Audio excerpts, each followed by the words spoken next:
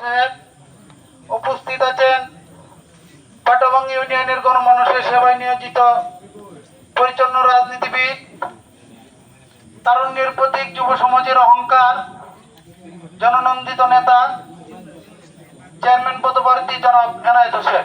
উপস্থিত পাঁচলকোটা, এই মাসিমপুর, বিশওয়াটি, মাইজাটি, এই ৩-৪ গ্রামের সর্বস্তরের ভোটার বৃন্দ, আসসালামু আলাইকুম।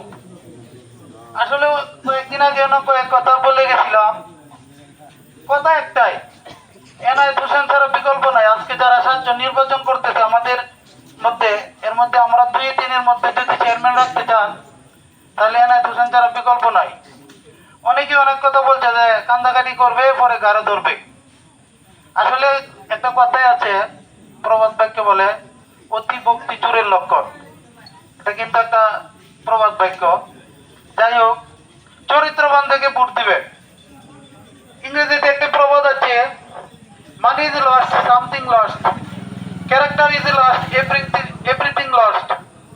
যার চরিত্র নাই তার কিছুই নাই, যার চরিত্র বলো তার সব আছে। মানুষের কিন্তু দুইটা দিক আছে, একটা হচ্ছে দোষ আর একটা হচ্ছে গুণ। আপনি যদি ভালো করেন তো বলবে যে ছেলেটা ভালো, আপনি যদি খারাপ করেন তাহলে বলবে ছেলেটা খারাপ।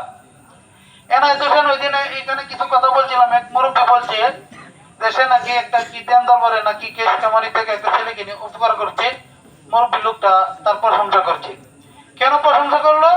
সে ভালো কাজ করছে বিদায় প্রশংসা করছে। আর যদি খারাপ কাজ করতো এই মিটিং সে আসতো না। এনায়েত হোসেন এই অত্যন্ত অঞ্চলে যে দরবারগুলি করে, আসলে একটা চেয়ারম্যানের কাজ কিন্তু একটু কিটারি দরবার করা, পাশাপাশি আমি ঝগড়া করলাম এই ধরনের যে মিট মামলা করে দেওয়ার। আমার মা বৃদ্ধ, আমার মায়ের বিধবা ভাতার দরকার, আমার বোন পঙ্গু ভাতার দরকার, মাতৃজনিত ভাতার দরকার, ছোটখাটো রাস্তা আছে যেমন এটা মেন রোড, ওইখান থেকে একটু রাস্তা করার দরকার।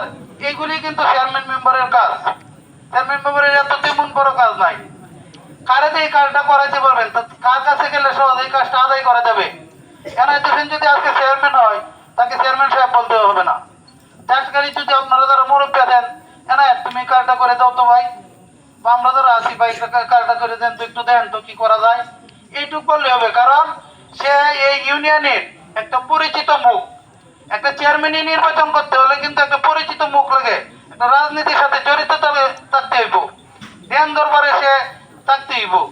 দেখেন তো যারা আছে আমাদের আশেপাশে 1 মাইলের ভিতরে কিন্তু আমরা চেয়ারম্যান, ঘরে ঘরে চেয়ারম্যান, কিন্তু ঘরে ঘরে যে চেয়ারম্যান সবাই দাঁড়াইছে, চেয়ারম্যান হইব, পদ নিব। এই পদের কামাইটা কি করছে? কামাইটা কি? আপনি যদি মারা যান, আজকে মারা যান, কালকে কিয়ামতের দিন আপনার বিচার হবে। এই বিচার দিনে আপনার আমল নামা দেখবে, আমল নামা দেখে দুদকে আপনাকে পাঠাবে, আমাকে পাঠাবে। কিন্তু এখন চেয়ারম্যান হবে, চেয়ারম্যানদের আমল নামাটা কি? আমল নামা হচ্ছে এই জনগণের পাশে থেকে কোনো কাজ করা, জনগণের বিপদে পাশে আসা কাজ করা হয়েছে আমল নামা চেয়ারম্যানদের। আর আমরা যে 5-6 জন দাঁড়াইছি, 5-6 জনের আমল নামা কি? একজন 42 বছর ধরে চেয়ারম্যানই করতেছে, আমাদের এলাকারই সন্তান। আমরা বিষয়টি থেকে 80 ভোট দিয়েছিলাম, এভাবে 2 বার করে ভোট দিছি। আমরা কাকে ভোট দিই না, আজাদ করে ভোট দিছি। নুরু চেয়ারম্যান আমরা চেয়ারম্যান বানাইছি, বাতেন চেয়ারম্যান আমরা চেয়ারম্যান বানাইছি, তাজাউলি সাহেবকে আমরা চেয়ারম্যান বানাইছি, জুটন সাহেবকে আমরা চেয়ারম্যান বানাইছি। আমরা বানাইছি না কারে এটা কর, আমরা জুনিয়র বেশি সময় দিয়ে আসছি। আপনাদেরকে যদি না দিতাম তাহলে বলতাম না যে দিদি না, আপনারা ধরে রাখতে পারেন না, এটা আপনাদের ব্যর্থতা। এখন আমাদেরকে একটু সাহায্য করেন। সাহায্য করলে কি হবে, আমরা 2 দিনের মধ্যে একটা চেয়ারম্যান রাখতে পারবো। আজকে যে চেয়ারম্যানদের যে অবস্থা হয়েছে, চেয়ারম্যানদের কারণে আমরা ভোটাররা বেকায়দা পড়ছি, আমরা চেয়ারম্যান হারাতে পারছি। আমরা যাতে চেয়ারম্যানটা না হারাই, আমরা 2 দিনের মধ্যে চেয়ারম্যানটা রাখতে চাই। আপনাদের বিবেকের কাছে প্রশ্ন করবেন, আজকে রাত্রে শুইবেন, শুয়ে ওই যে 5 জনের মধ্যে আমল নামাটা দেখবেন কার ভালো, কোন লোকটাকে রাখা যাবে। যাকে দিয়ে রাখা যায় তাকে আপনারা ভোট দিয়ে। আমি বলতেছি না যে এনায়েত হোসেনকে ভোট দিতে হবে, কিন্তু এনায়েত হোসেনের যে চারিত্রিক বৈশিষ্ট্যগুলি আপনারা আপনাদের সম্মুখে তুলবেন, আরো যারা আছে তাদের চারিত্রিক দিকটা তুলে ধরবেন, তুলে ধরে বিচার বিশ্লেষণ করে 27 তারিখে ভোটটা দিবেন। ভোটটা হয়তো নষ্ট করেন না, ভোট একটা আমানত, পবিত্র জিনিস। কালকে আমাদের দিন সমাজের প্রতিনিধিত্বের আগে বিচার করা হবে। আপনি এই সমাজে কিভাবে প্রতিনিধিত্ব করছেন এটার বিচার করা হবে আগে, এরপরে আইবে আমার বিচার। আমি কারে ভোটটা দিলাম, ভালো লোকরে দিলাম না খারাপ লোকরে দিলাম। এই 2 বছরের নির্বাচন, এই 2 বছরের মধ্যে যদি আপনি একজন চেয়ারম্যান বানান, আপনাদের কাছে যে প্রার্থী নিয়ে আসছি, যদি এরা দেশের চেয়ারম্যান হয় আল্লাহ রহমত করে, আপনারা যদি সকলে ভোট দিয়ে বানান, আগামী 2 বছর পরে কিন্তু আমার মতো যে মূল্য এখানে এসে বলতে হবে না, ফজলগড়াবাসীরে, মাইদানির বাসী বলতে হবে না, জরিফের বাসীকে, শিমুল্যাবাসীকে বলতে হবে না যে ভাই আমরা বাইরে নিয়ে আসছি, আমরা ক্যান্ডিডেট নিয়ে আসছি একটা ভোট দেন।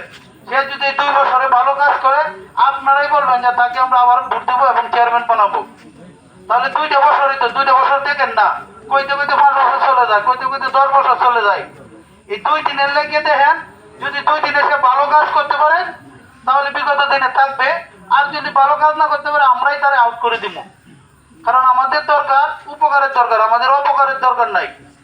তাই সকল ভোটার যারা এখানে আছেন বা আমাদের ইউনিয়নে যারা আছেন, একটু বিবেক বিশ্লেষণ করে দেখেন, 2 এর দিনে কিন্তু আমরা একটা কথা বাপদাদার মন থেকে শুনে আসছি, 2 এর ভোট 3 আসে, 3 এর ভোট 2 এ যায়, কিন্তু এইদিকে যায় না।